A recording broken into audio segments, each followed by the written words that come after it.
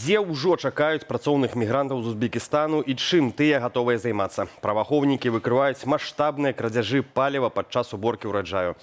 Ды наступствы шторму на Віцебшчыне. Пагаворым пра гэтыя ды іншыя падзеі 13 ліпеня ў найбліжэйшыя хвіліны.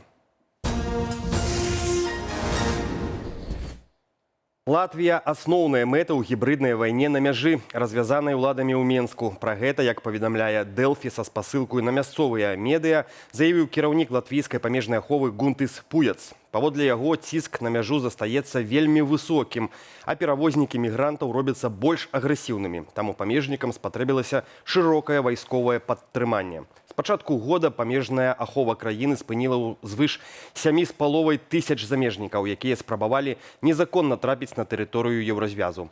Гэта значна больш за леташныя паказнікі. У рызе напружанасць на мяжы звязваюць з падтрыманнем Украіны, што надае Латвія, і надыходнымі выбарамі ў Сейм. Сітуацыя выклікае заклапочанасць і ў суседняй Літве. Новы міністр унутраных спраў краіны Марцінас Каталінас назваў мяжу з Латвіяй самым праблемным участкам праз другасную міграцыю. Ды не выключыў увядзення кантролю там. На Віцебшчыне вызначылі, дзе будуць прымаць працоўных мігрантаў з Узбекістану. Дамоўленасцяў дасягнулі падчас сустрэчы кіраўніка вобласці Александра Рагожніка з дэлегацыяй чыноўнікаў і бізнэсоўцаў з гэтай азіяцкай краіны, піша дзяржаўнае выданне «Віцбічы». Па выніку кадры з Узбекістану будуць прымаць у 8 жывёлагадоўчых фермах і комплексах Шумілінскага, Віцебскага, Бешанковіцкага і Лёзнінскага раёнах. Там замежнікі, паводле выдання, гатовыя вырошчваць быдла. Таксама узбекам вылучаць 2000 гектараў зямлі ў Бешанковіцкім раёне для бульбаводства. На мінулым тыдні Лукашенка запрасіў прыязджаць працоўных мігрантаў з Узбекістану ў Беларусь разам з сем'ямі. Заява прагучала падчас сустрэчы з прэзідэнтам гэтай азіяцкай краіны Шаўкатам Мірзіёевым. Цяпер Лукашенка зазывае ў Беларусь узбекаў. Летась ён запрашаў пакістанцаў ды казаў, што чакае 150 тысяч працоўных мігрантаў з гэтай паўднёва-азіяцкай краіны. Але наколькі дапамогуць такія замежныя кадры беларускай эканоміцы? У эфіры нядзельнай студыі «Белсат» патлумачыла прадстаўніца аб'яднанага пераходнага кабінету ў эканоміцы і фінансах Аліса Рыжычэнка. Тыя, хто будзе прыязджаць у краіну, і так, яны могуць прыехаць, займаць нейкія пасады, але гэта не ідзе гаворка пра нейкія кваліфікаваныя месцы, так, кваліфікаваны персанал. І таксама мы павінны разумець, што тыя заробкі, якія яны будуць атрымліваць у Беларусі, яны не будуць іх траціць у Беларусі. Яны будуць дасылаць гэту сваім сваякам, сем'ям у свае краіны. І гэта вельмі дрэнна для нашай эканомікі, таму што для нас вельмі важна, каб тыя заробкі, якія атрымліваюць людзі ў нашай краіне, каб яны неслі гэтыя заробкі ў крамы і пакупалі нейкія тавары.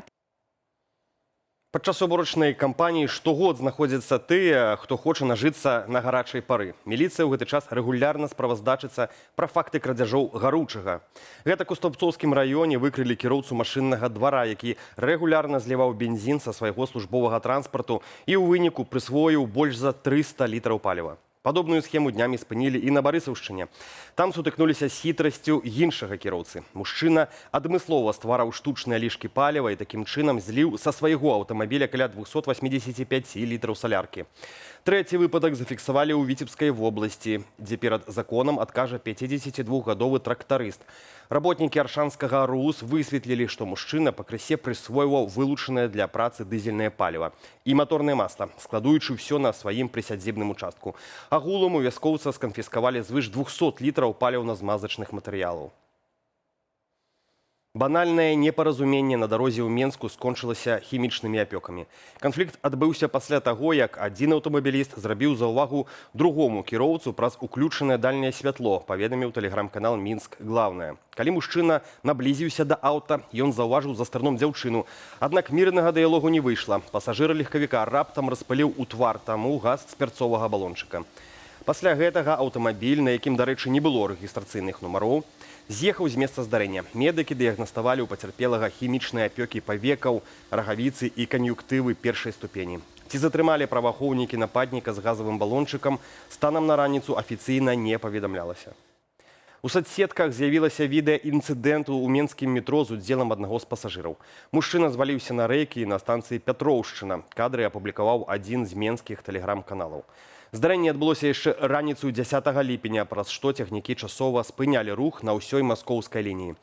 Працаўнікам метрапалітэну спатрэбілася 7 хвілінаў, каб урэгуляваць сітуацыю, пасля чаго метро працягнула дзеяць у звычайным рэжыме паводле штатнага раскладу.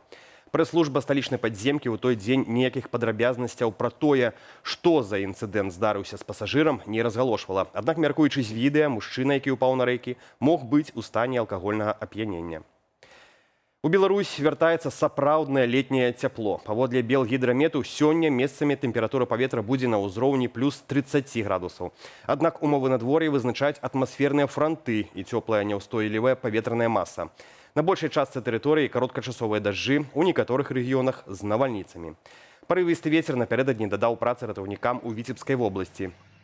Працаўнікам Міністэрства надзвычайных сітуацыяў давялося 10 разоў выязджаць для распілоўвання і прыбірання паваленых дрэваў. У выніку непагадзі пашкоджанні атрымала аўта ў Віцебску. Таксама жыхары абласнога цэнтру дзяліліся ў сеціве сваімі кадрамі з наступствамі стыхіі. Гэтак на вуліцы Петрусяброўкі дрэва ўпала на дзіцячую пляцоўку. Абышлося без пацярпелых.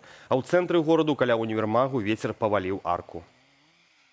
Пакуль навальніцы не адступаюць з Беларусі, у Міністэрстве надзвычайных сітуацыяў расказалі, ці сапраўды мабільны тэлефон нясе небяспеку для чалавека падчас стыхіі.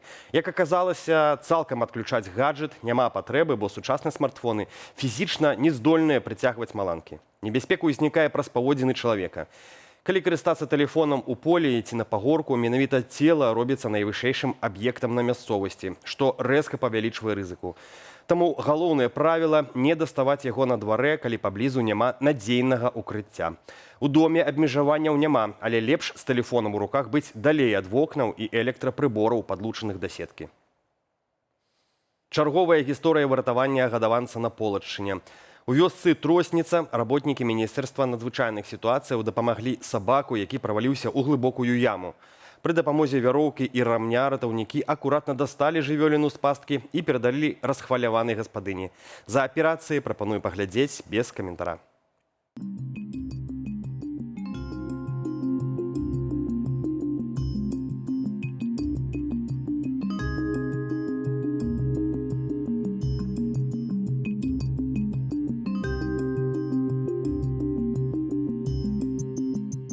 Дзякуй, што паглядзелі гэты выпуск. Калі для вас гэта бяспечна, падтрымайце гэтае відэа лайкам і каментаром. Аператыўна сачыць за развіццём падзеяў зручна на сайце Белсату і ў нашых соцсетках. А пра галоўныя падзеі дня распавядуць мае калегі о 19 гадзіне. У эфіры «Аб'ектыву» і студыі Белсат. Беражыце сябе і заставайцеся з намі.